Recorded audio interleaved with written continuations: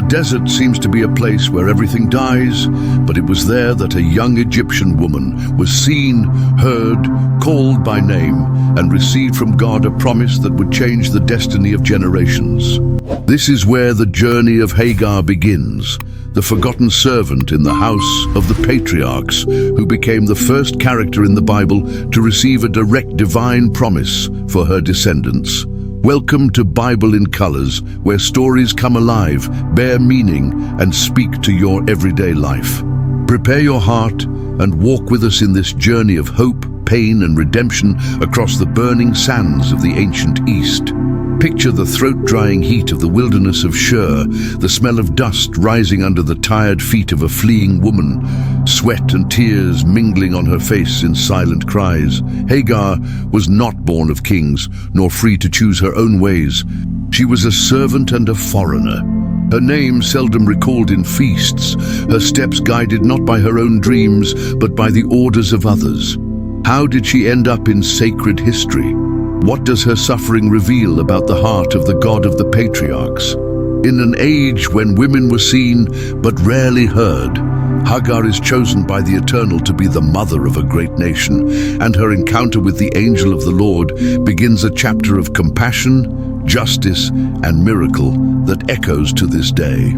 Hagar enters the biblical narrative as an outsider, listed simply as the Egyptian servant of Sarai, Abraham's wife. Far from being the protagonist, her presence brings tension to the family ties of the patriarchal couple. Not only does her origin set her apart, Egyptian in a Semitic household, but so does her social status, for she was property in a world of masters. The mix of hope and fear she carries reflects the feelings of so many today.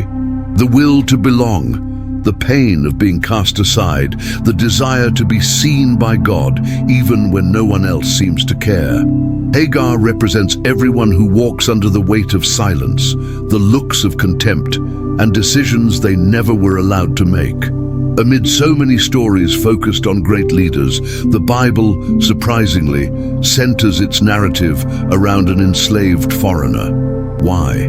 Because the God of Scripture cares, not only for the great deeds of kings and patriarchs, but also for the silent tears of the fleeing, for the deepest questions of those who have lost everything and still carry life in their womb. By putting Hagar face to face with the angel of the Lord, the biblical text overturns expectations and shows that the Most High is also the God of the forgotten, and He calls them by name.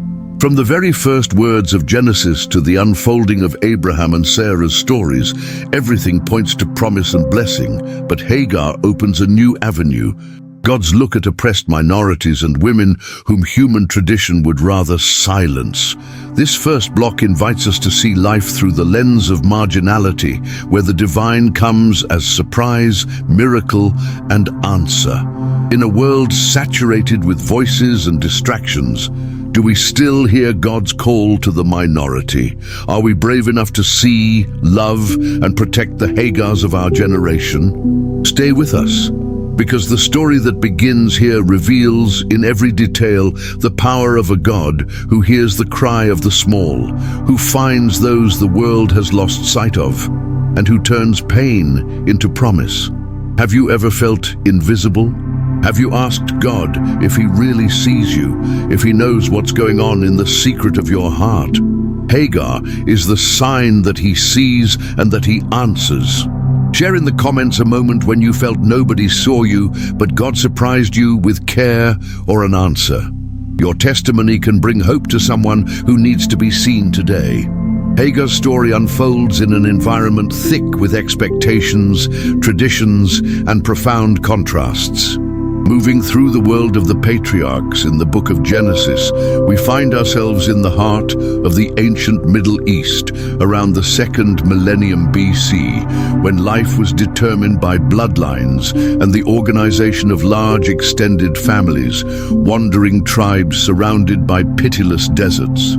Sarah and Abraham, central figures of God's covenant, lead a nomadic household, but around them are servants, workers, foreigners, bringing other cultures and customs. Hagar arrives as property, perhaps the result of treaties, debts, or political agreements between Egyptians and Hebrews, carrying with her the cultural marks of her people, their gods, unique beauty rituals, and foreign garments. Patriarchy was strict, genealogies the foundation of life. Women like Sarah were valued for virtue, but their worth was tied to motherhood. The capacity to bear children was a symbol of blessing and continuity. Yet, Sarah, surrounded by riches and care, bears the silent wound of infertility, an open sore in Abraham's pride and in God's plans. Everything for Abraham's descendants depended on the birth of an heir who could carry his legacy forward. It was common in that culture to use the womb of servants as a last legitimate resort for guaranteeing posterity. Hagar, an Egyptian, becomes the solution, and at the same time a body to be sacrificed to someone else's desire. She is the foreigner in the tent, the quiet voice that serves, a young woman with dark eyes, torn between the fear of not belonging and hope for a better destiny under her Hebrew master's roof. The biblical text presents Hagar primarily as Sarai's slave, emphasizing her social status. Imagine colorful fabrics, tents sewn under the scorching sun, the subtle aroma of incense on the morning breeze, subdued laughter as women grind grain. The atmosphere is intense, the weight of silence lingering even when the tents are full. When the Lord's name echoes among the men, every servant girl knows that her destiny may change with a whispered order from the patriarch. When Sarah, made impatient by her barrenness, suggests Abraham sleep with Hagar, she acts according to custom, but also thrusts the servant into a drama far greater than she can understand. Hagar doesn't have much choice. There's no indication she was consulted, no old romance, no epic love. There is obedience and fear. Sarah and Abraham's decision transforms Hagar's womb into a battlefield between human desires and the promises of God. As she conceives, Hagar undergoes radical changes. From invisible, she becomes seen, discussed, a topic in the tents.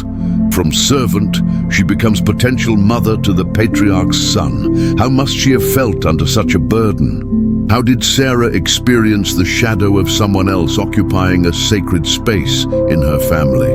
The text says, Sarah soon looks on Hagar with contempt, and there is born a subtle tension rooted in insecurity, jealousy, pride, and tested faith. The culture these women inhabit feeds this cycle, putting woman against woman, servant against mistress, foreigner against native. Here, Hagar's suffering takes on deep tones. She represents all who are thrust by circumstances beyond their control into roles they never chose, experiencing pain in the shadows of other people's decisions. But Hagar is not only a victim, she is resilient, attentive, guarding Egyptian dreams and memories, a heart burning with both nostalgia and fear of tomorrow. Her life is a blend of Egyptian, Hebrew, and desert elements, making her a symbol of complex identity. Her son, Ishmael, likewise will be a blend of lands, cultures, promises, and pain. As we move through this context, we are invited to ask, how often does life place us in roles we did not ask for? How often is our story shaped by the desires, impatience, or insecurity of others? This narrative's depth transcends time and place. Even now, many live on the margins, silenced in the tents, waiting to be truly seen by God, by family, by themselves. Have your origin, skin color, social class, or past ever made you feel invisible? Hagar's story proposes that any journey, however forgotten or painful, can become a channel for promise when God enters the scene. In the Bible, Hagar appears in Genesis 16 and 21. Her story touching decisive moments not only for her, but for Sarah, Abraham, Ishmael, and God's plan of salvation itself. Ishmael will be the father of a multitude, fulfilling a promise beyond anyone's control, showing that the Lord remembers the tears of his people. The text reveals a God who crosses boundaries, not bound to Israel's bloodline, but reaching the foreign womb, the improbable story. Do you feel your story has been shaped by others' decisions, or that being who you are puts you up against social walls? Open your heart in the comments. Together, we can build bridges of empathy, welcome, and faith, recognizing that no one is out of the sight of the God who visited Hagar. In the flow of patriarchal routine among tents and pastures, Hagar's figure becomes sharper with each long night and silent dilemma. The hot air, the scent of flocks, and the dust invading every crease of fabric set the backdrop for the first acts of this biblical drama. Sarah, journeying with Abraham for decades, feels time slipping away. Her prayers echo in dreams interrupted by tears, for the promise of descendants God gave Abraham seems ever distant and unlikely. Abraham, already weary with years, bears the burden of keeping hope alive, but his faith wavers between conviction and doubt. It is in this very real setting, where human and divine collide, that Sarah makes a decision that will change her household forever. She gives Hagar to Abraham. Scripture tells this story with disconcerting frankness. There are no euphemisms. With the urgency of childbearing, Sarah tells Abraham plainly to take Hagar as a wife, so that the long-awaited heir may come from her. Hagar's heart, perhaps, beats between fear and expectation. She is a servant with no voice, led to a fate she did not choose, but which would become crucial for salvation's history, for the church, for the world. In those days, nobody questioned the consent of a woman relegated to servanthood. Hagar is handed over as a womb, as a possibility, as an object for someone else's promise.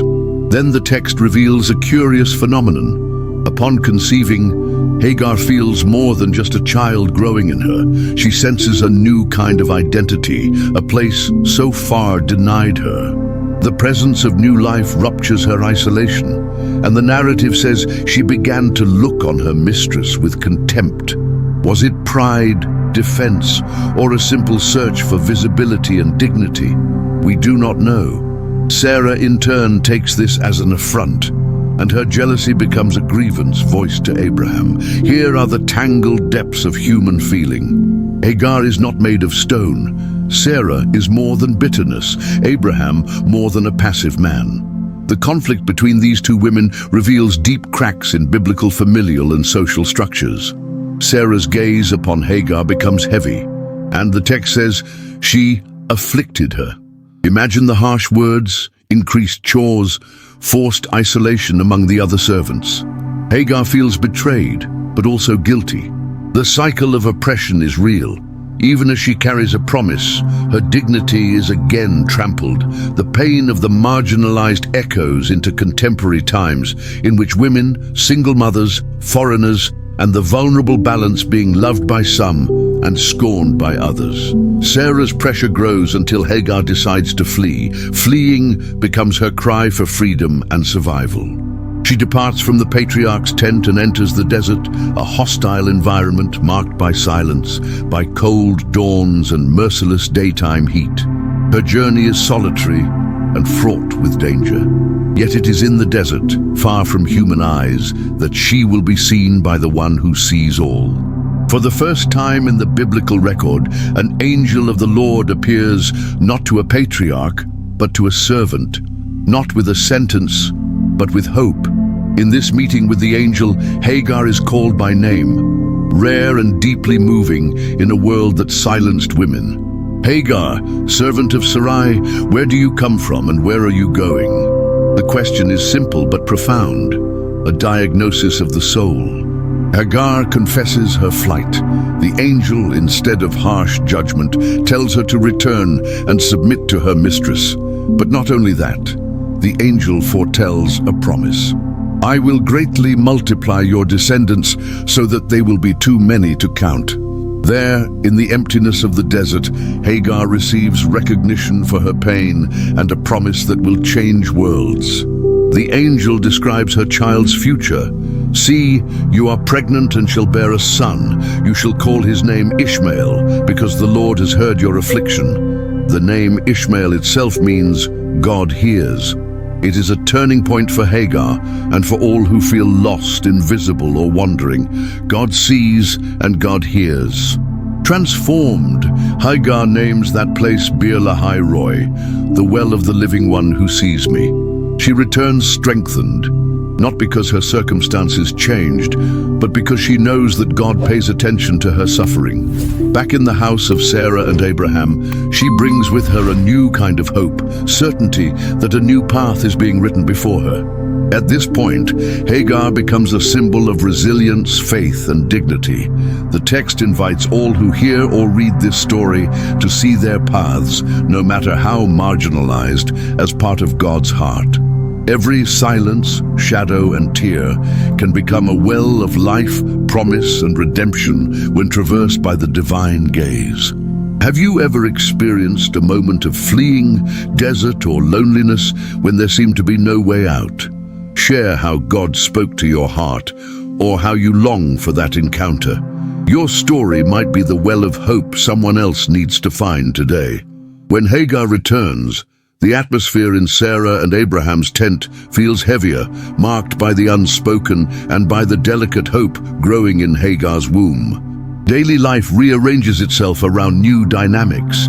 Sarah, shaken by exposed vulnerabilities, watches every gesture from Hagar with veiled concern, while Abraham, torn by affection, tradition, and promise, seeks wisdom in silence under the stars. The name Ishmael, soon to echo through the household, carries both the weight and lightness of an answer. God hears. Each beat of Hagar's heart feels like a silent prayer, and each movement from Ishmael in her womb a reminder of the promise received and the hard road already traveled. When Ishmael is finally born, the cry of the baby pierces the night of the encampment as an announcement of change. Abraham receives the child in his arms, recognizing in him not only a son, but the fulfillment of a promise that transcends the boundaries of legitimate and improbable heirs. Ishmael grows under his mother's watchful eye, experiencing the curiosity of being different, a carrier of mixed cultures, a target of both loving and suspicious glances from Sarah. The relationship between Hagar and Sarah sometimes warms in moments of closeness, sometimes chills with waves of jealousy and longing for a simpler past. Time passes. God visits Abraham again and reaffirms the ultimate promise that Sarah, despite her advanced age, will bear an heir, Isaac. Tension rises anew. There is the risk that Ishmael becomes a concern, a doubt, a potential threat to the continuity of the promised lineage. Sarah's jealousy, now mixed with fear and joy at late motherhood, causes her to look at Hagar and Ishmael as painful reminders of the waiting days and uncertainty.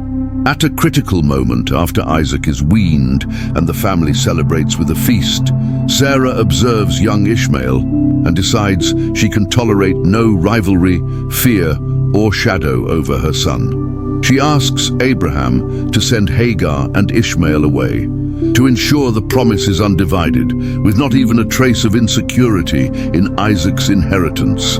Abraham, hesitant and anguished, looks again to the Lord. God instructs him to heed Sarah, assuring Abraham he will also make Ishmael a great nation. It's significant, even when human tradition closes doors to those considered less, the Creator reopens windows of future with promises that transcend blood and belonging. Hagar and Ishmael depart with only a few provisions, water and bread, facing the wilderness of Beersheba.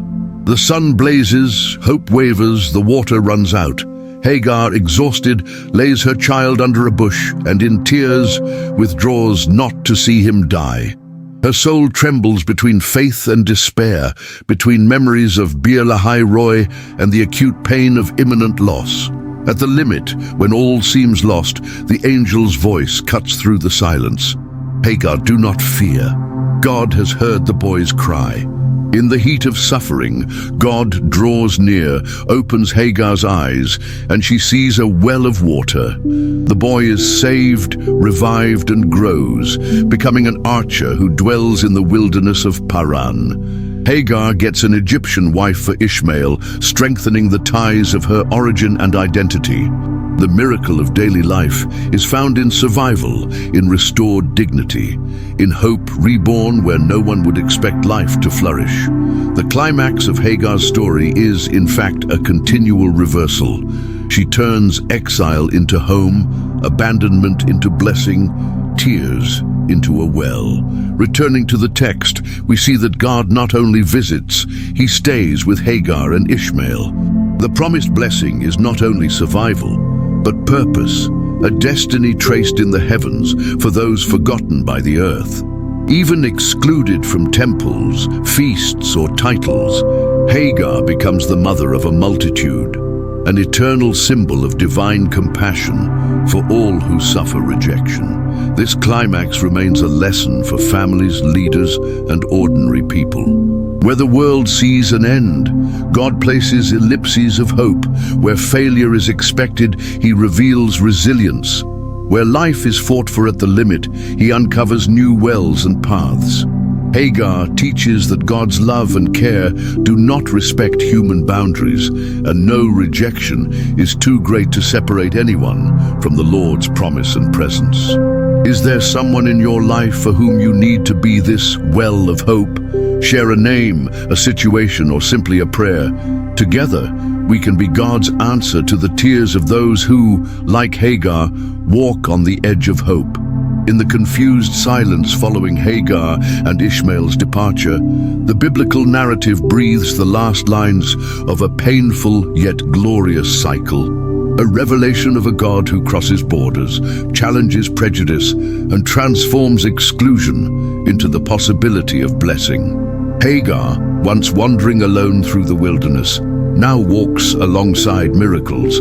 The drought is not her final fate. Heaven still holds hidden wells for those who dare to look beyond the visible. Ishmael survives and grows, becoming not only the son of a servant, but the ancestor of wandering peoples, heirs to wide lands, and an independence forged in struggle and hope. Hagar's son becomes an archer living in borderless regions, open to the new. The promise, once restricted, now flourishes in unexpected fields. Hagar, once only a servant, discovers that God visits not just princes, but raises up the lowly, sanctifying the daily life of those who seem forgotten. She is no longer only Sarah's Egyptian. Now her name echoes through generations. Mother, survivor, woman marked by the voice of the Almighty, sustained by promises that are not exhausted by time. No armor or wall can prevent the blessing God intends. She teaches all generations that true dignity is not granted by society or an earthly master, but by the redeeming hand that sees and hears every tear shed in secrecy. For Hagar, the wilderness ceases to symbolize loss and becomes a space for encounter, construction, and remembrance. The God of the well, the angel, and the promise is also the God of new beginnings, of communities born from the unlikely, of silent company in journeys of solitude and vulnerability. The story ends not with bitterness, but with a subtle joy, one that only those who have found meaning through pain can truly experience. God proves himself faithful not just to Abraham and Sarah, but also to the descendants of the servant, broadening our understanding of what it means to be part of a sacred story. The final scenes show not just survival, but the possibility to build a full life out of exclusion. Hagar organizes herself, teaches her son to hunt, to seek water, to trust even when all seems lost. Ishmael learns early the value of resilience, the strength found in vulnerability, and in his inherited name, God hears. The descendants of Ishmael spread throughout the ancient world, becoming tribes known for their courage, hospitality, and tenacity, qualities honoring the woman who gave them life. The cycle ends with the assurance that promise knows no boundaries, where trust in the God of the unlikely exists. But this is not just the end of an ancestral story. It is the opening to new possibilities of faith. If Hagar and Ishmael, once considered disposable, gained a new destiny under God's gaze, then anyone today on the margins can believe there are hidden wells, reserved miracles, and roads to redemption open. Every desert is fertile ground for those who believe in the constant presence of the God who visits and stays. There is no story too broken to be rewritten, nor road so hard as to escape the promise born in the wilderness. The final destination of Hagar and Ishmael teaches us the power of starting over, the courage to believe against all odds, and the tenderness of a God who never withholds miracles. May each of us keep looking to the horizon with hope and see beauty, opportunity, and dignity where the world only sees dust. Thus, Hagar's narrative closes, but for everyone who listens, certainty is opened. God brings forth life where no one else expects. He sees, he hears, he replies. What deserts in your life today seem never-ending? Share with sincerity and hope. Together, let us pray and believe that there are new springs reserved for you, even in the most unlikely places. Reflecting on Hagar's life today requires sensitivity to perceive the depth of the human experience amid silent struggles, imposed decisions, and divine promises revealed in unexpected ways. Hagar may not be a figure in our daily routines, but her story reflects the experience of many who feel their paths were dictated by external forces, their voices silenced, their futures seemingly not their own. A living testimony that everything can change when God decides to enter the story of those who suffer. Hagar invites the contemporary audience to see themselves not merely as victims, but as protagonists of their own redemption and agents of their destiny.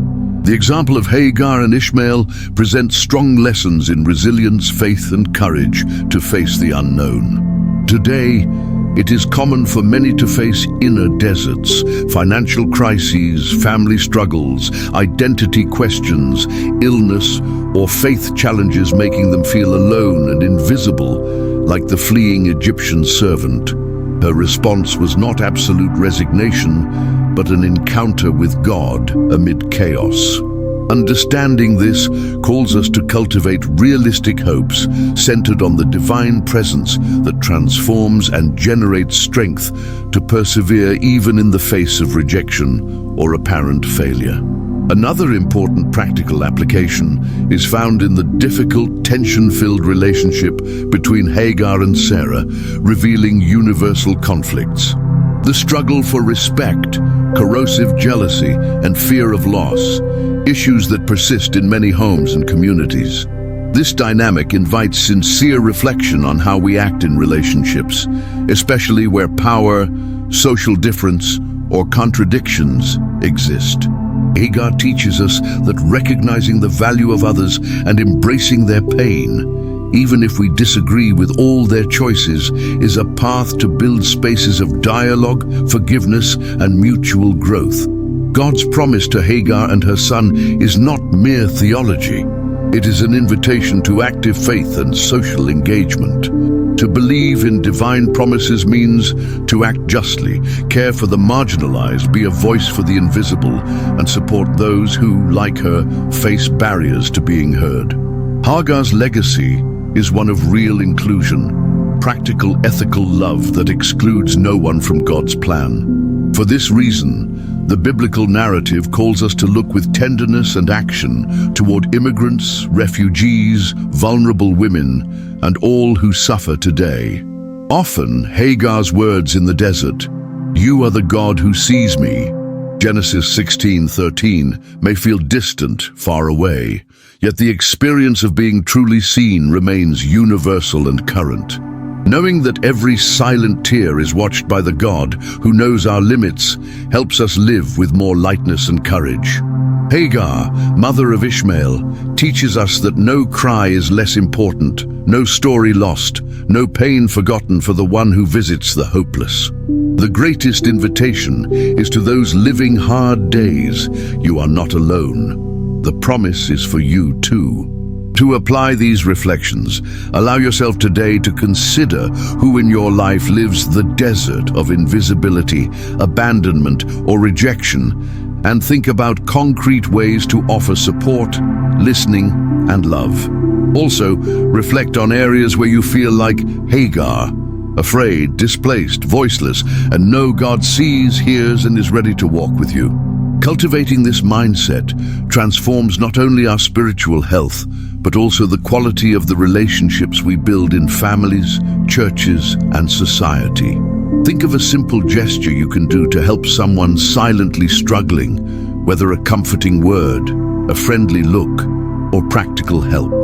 Share your idea or experience in the comments to inspire our community to be a living sign of God's loving presence. Hagar's journey often calls us to a deep place of spirituality, a space where the desert's silence meets the divine voice and human fragility is embraced by the presence of grace.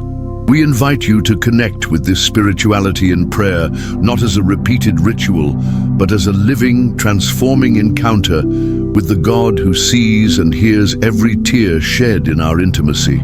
Thinking of Hagar, imagine her in the vast silence of the desert, alone, exhausted, with her heart heavy from rejection and fear, suddenly visited by the angel of the Lord.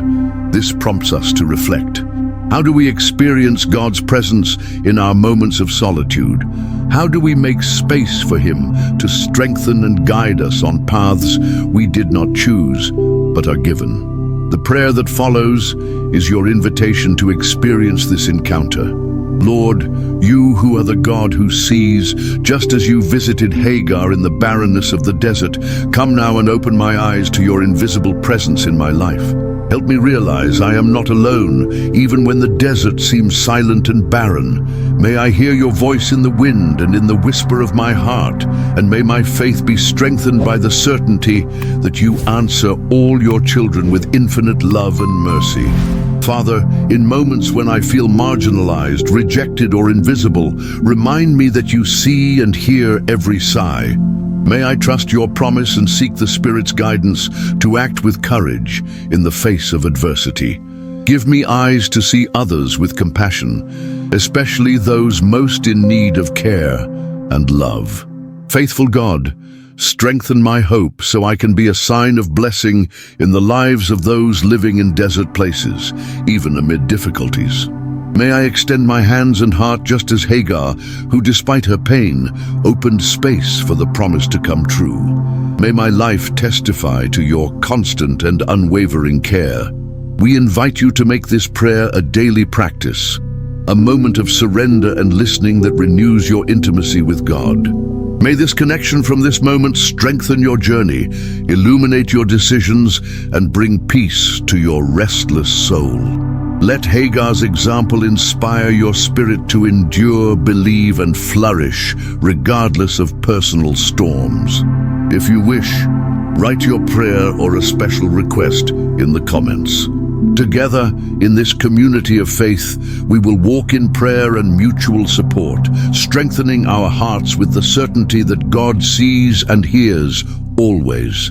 At the heart of Hagar's narrative, Genesis 16:10-12 emerges as a theological and spiritual fulcrum, illuminating rights, promises, and the unfathomable divine action in human history. The angel of the Lord said to her, "I will greatly multiply your offspring, so that they will be too many to count." He also said, "You are pregnant and shall bear a son, and you shall call his name Ishmael, because the Lord has heard your affliction. He will be a wild man, his hand will be against all, and the hand of all against him, and he shall dwell over against all his kin." This biblical text is no mere detail, but a mirror of God's covenant with the excluded, the unexpected, and the marginalized. Diving into this passage, one perceives a God who transcends human conventions and prejudices. The promise does not restrict to the patriarch's legitimate son, but reaches the servant's offspring, bearing the burden of desert exile and at the same time the power of survival and miracle. Ishmael's name, meaning God hears, places the human experience of suffering at the center of divine providence. God is not indifferent nor absent. He dwells in the active listening to the cry of the marginalized. This promises power also challenges contemporary notions of rights and belonging. Ishmael is set in the womb as a figure who will father a multitude, becoming a wild man of the desert. A phrase loaded with ambiguity, both survival power and potential isolation or conflict. This dual aspect prompts deep theological and historical debate, indicating divine blessing does not imply conflict elimination, but coexistence amidst the complexities of human nature and communal relations. Technically, the phrase, "he shall dwell over against all his kin," suggests coexistence. Amid tensions and rivalries, God promises an order that does not erase the other, but creates space for their existence. This is the principle of ethical monotheism. The God of the Bible not only sets his people as special, but also calls for coexistence and justice among tribes, peoples, and descendants, even those appearing on history's margins. This verse reverberates in the gospel when Jesus, the promised Son, affirms inclusion of the small, excluded, and marginalized in God's kingdom. The covenant with Hagar and Ishmael is therefore not a side story, but a bridge to understanding the expansive, universal love of the Most High, surpassing blood and right. To disregard Ishmael's inclusion, both in Old and New Testament contexts, is to miss the complexity and richness of God's saving work for all humanity. Thus, Genesis 16:10-12 plays a crucial role for reflection, instruction, and depth of faith. It invites rejecting simplistic, exclusive views and embracing an understanding of God who, in his majesty, looks upon suffering and responds with promise, multiplication, and coexistence. What impact does this truth have on your life? Do you feel God has a promise for your own desert? How does this passage help you see those who are different, historically excluded, with empathy and justice? Read Genesis 16:10-12 today and reflect on what the God who hears means to you. Share your insights or questions in the comments so we can enrich our journey together in faith and love. Throughout centuries, Hagar and Ishmael's story has been a continuous source of teaching, debate, and deep reflection on human relationships, God's justice, and the paths of faith. For our community seeking to apply Scripture to daily life, this chapter invites us to honest and transformative dialogue. Hagar, whose voice was first silenced, today receives the attention she deserves, not only as a biblical figure, but as a symbol of those marginalized and embraced by God's plan. She shows us, through her journey marked by highs and lows, that trusting God even in the unknown is possible. Her experience teaches that human choices, however complicated and imperfect, cannot thwart God's sovereign purposes. She was sent away and abandoned, but not forgotten. Her desert journey and God's providence to save Ishmael remind us that even in moments of anguish and helplessness, God is working to restore and honor lives. Today, amid so many voices silenced by prejudice, exclusion, or discrimination, Hagar becomes a call for our community to think and act with justice and love towards the marginalized. Who are the Hagars of our time? How many people are pushed into emotional, social, and economic deserts, needing to be seen, heard, and helped? The narrative challenges us to bring hope and be instruments of welcome, looking beyond appearances and stigmas. The complex relationship between Hagar, Sarah, and Abraham also provokes deep handling of interpersonal conflicts. Jealousy, insecurity, the desire to belong, and the struggle for recognition and love are universal and cross generations. This dynamic highlights the importance of forgiveness, empathy, and building peace within families and faith communities. We must not repeat patterns of exclusion, but are called to promote unity from diversity. Practically, this block invites daily action. recognizing the hidden suffering of many, fighting injustices, still marking the lives of the excluded, becoming a voice for those who cannot speak. Hagar also invites looking at personal wounds with renewed eyes, accepting care and surrendering to God's mercy. Trust in God, even when all seems lost, sustains the hope she grasped in the desert and strengthened her for her journey. We encourage every community member to reflect on how they live this active faith in daily life. What spaces can you be a well for someone? How have you cultivated true listening and unconditional love? Hagar's example challenges all to heart conversion that begins with honest sight and ends in real acts of justice and welcome. It is important to remember that no one is excluded from God's plan, and the promise made to Hagar and Ishmael is part of the great web of love encompassing all humanity. May our faith journey be marked by a commitment to recognize all as sons and daughters of the same promise, leaving behind division, prejudice, and fear. Share in the comments what the greatest lesson from Hagar has been for your life, and how you intend to apply it in your faith journey and relationships. Your story inspires and strengthens our community. Hagar and her son Ishmael's journey reaches a crucial point in the biblical account, when, after years of strained coexistence marked by tension and jealousy, Sarah decides that Hagar and Ishmael must leave. The boy, now grown and weaned, was causing conflict due to his mocking behavior toward Isaac, Abraham's promised and legitimate son. Concerned for Isaac's spiritual and material inheritance, Sarah saw Ishmael as a rival and potential threat, asking Abraham to send them away. This moment is delicate, where emotions, human desires, and divine will clash, yet the decision, tough as it seems, is guided by God, who assures that promises will be fulfilled both through Isaac and Ishmael. Abraham, anguished, obeys, but God comforts him, reaffirming that Ishmael will become a great nation as well. Hagar and Ishmael are sent away with bread and water, facing the harshness of the wilderness and exile.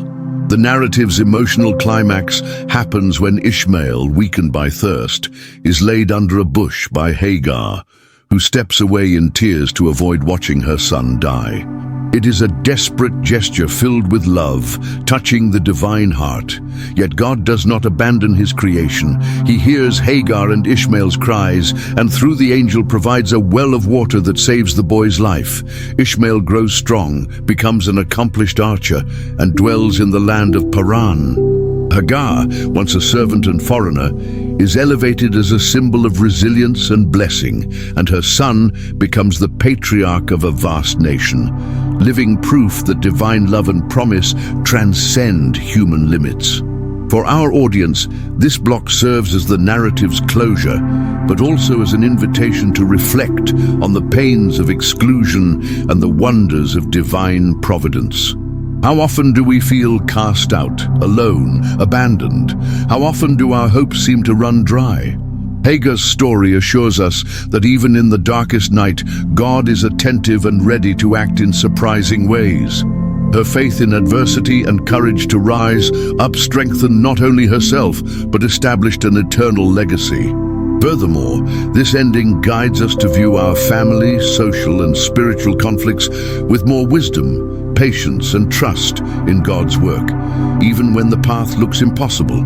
Trust in God broadens our vision, helps us keep hope alive, and seek collective well-being even amid personal pain. Hagar and Ishmael remind us that in life's desert, God's promise can bloom in ways beyond our wildest dreams. Finally, we invite everyone to see this story not as a distant chapter, but as a mirror for their own lives. May we recognize God's presence in difficult moments, learn to listen to his calling, and trust that he walks with us every step of the way. This narrative connects with our next video topic about King Elah, son of Zinri, weaving the ongoing tapestry of stories where God reveals himself among men. Watch our next video on King Elah and continue this rich biblical journey with us. Subscribe, share your thoughts, and be part of this community that seeks, embraces, and turns faith into life.